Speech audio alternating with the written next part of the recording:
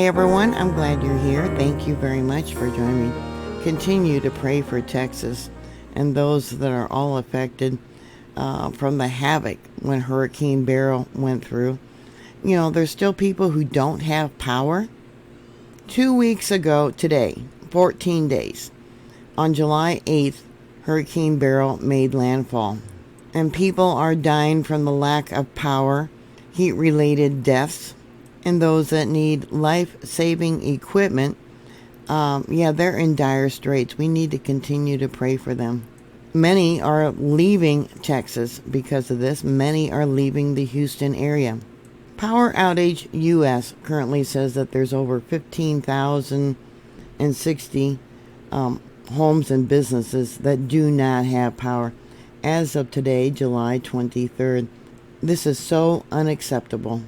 Supposedly on Sunday, there was 1,200 customers in the Houston main utility center point that were without power.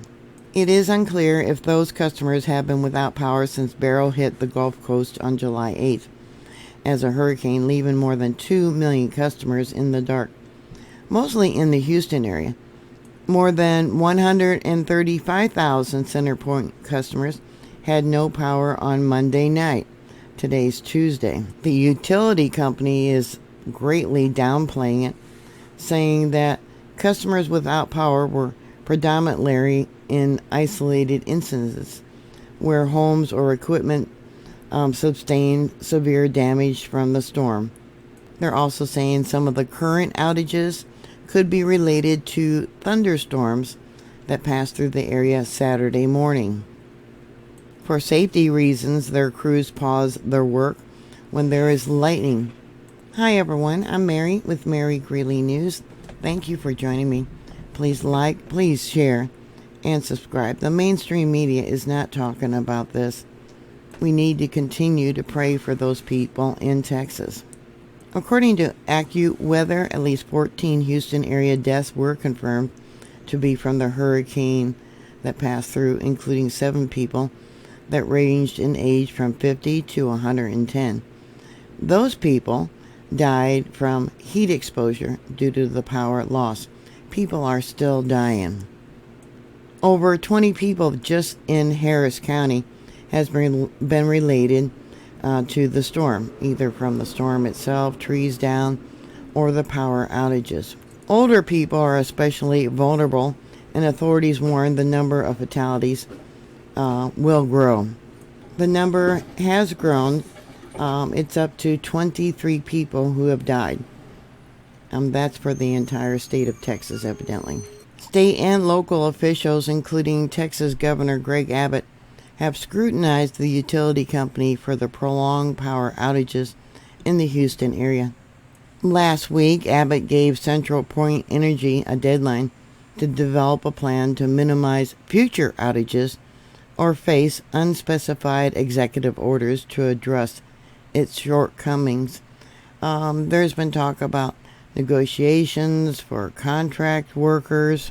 I heard one report where 20 utility companies were held at gunpoint and kidnapped. I don't know what that was about. Maybe you guys know. Back on the 16th, CBS Austin News had an article about Houston police who had investigated at least 5 cases involving threats made to workers and other employees, whether in person or online. In some of those cases, police arrested one man who was 38 years old, charged him with aggravated assault with a deadly weapon.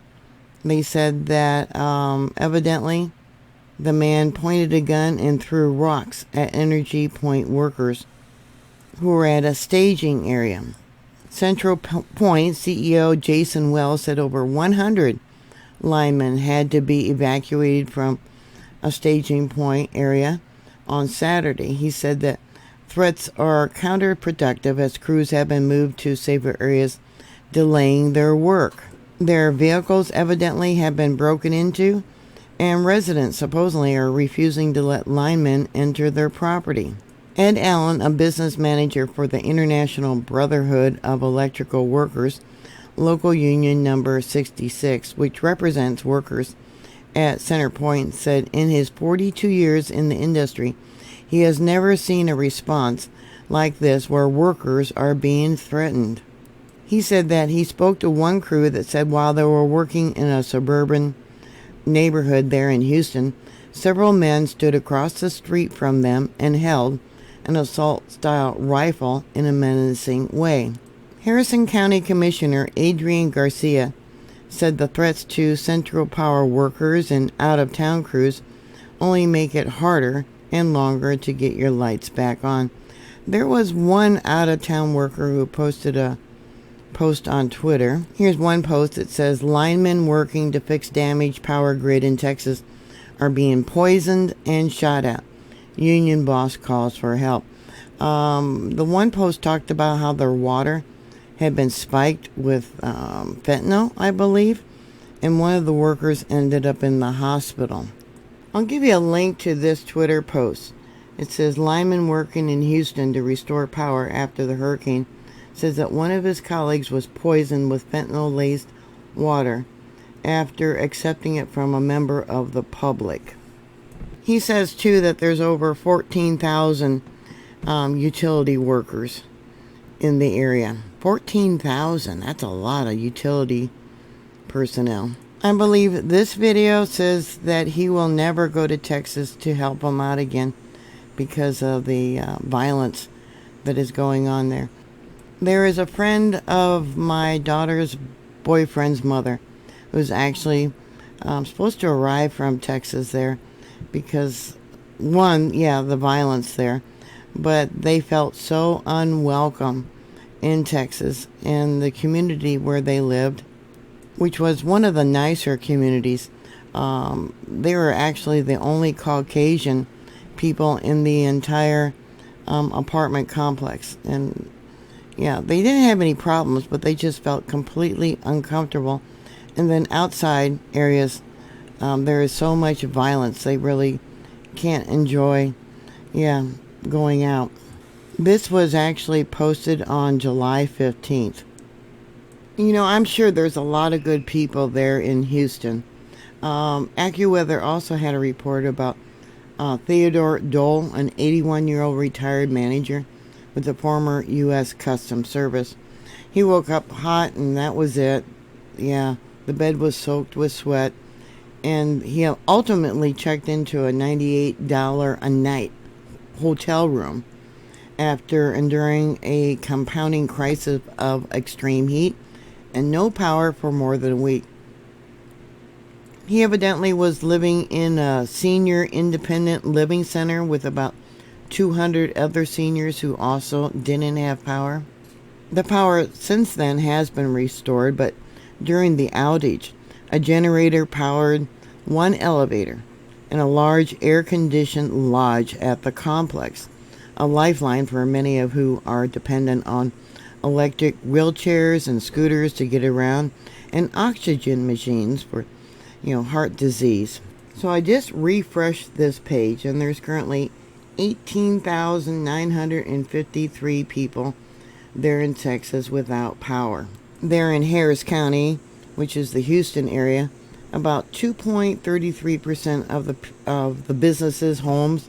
You don't know how many people that actually is because that's just the number of businesses still don't have power. And it still says here, Central Point Energy primary outage management system is still currently offline. They are only currently able to provide the number of customers out across their entire service territory. Well, they're not doing a very good job about that. So it says here, 103 homes and businesses. Well, if it's an apartment complex, how many people are actually without power? How many people are facing life-threatening situation with the heat?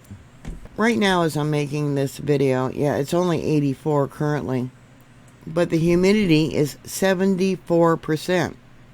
So using the heat index calculator, that would make it feel like actually 92. I know for myself, my limit is probably about 81. I can understand the frustration. The anger and the frustration, people lashing out. you can't lash out. I mean, yeah, you need to have more patience and figure out what you can do, where you can go to stay cool. So what are your thoughts? Put your comments down below. Yeah, continue to pray for Texas. Thank you for watching. Please like, share, and subscribe, and I'll talk to you later. God bless you. Bye.